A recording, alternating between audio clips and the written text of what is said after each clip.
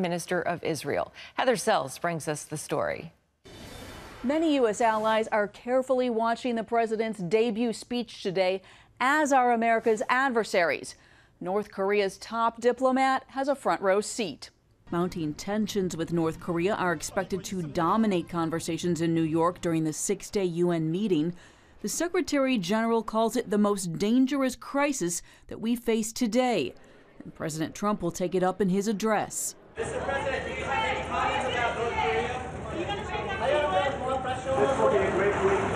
We look forward to it. As far as North Korea is concerned, I think that most of you know how I feel. The president is expected to argue that the nation should rally together when faced with common threats like North Korea.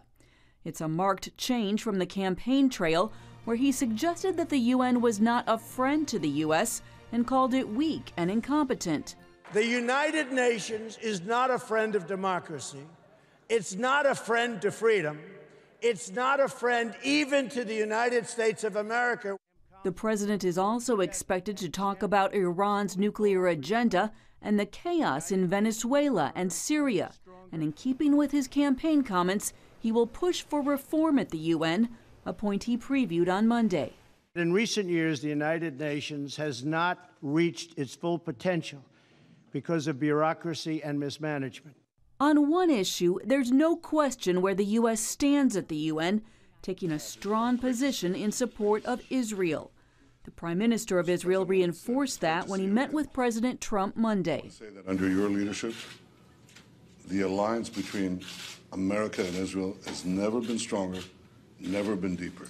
Trump said they're working very hard to bring peace between Israel and the Palestinian Authority, and said he hopes for significant progress by the year's end.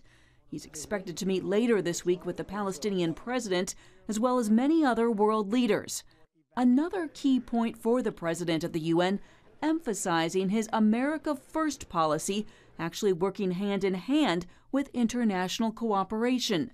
The president believes all nations should put their own interests first, and they can also work together when faced with common concerns, like threats from terrorists and rogue countries like North Korea. Heather Sells, CBN News.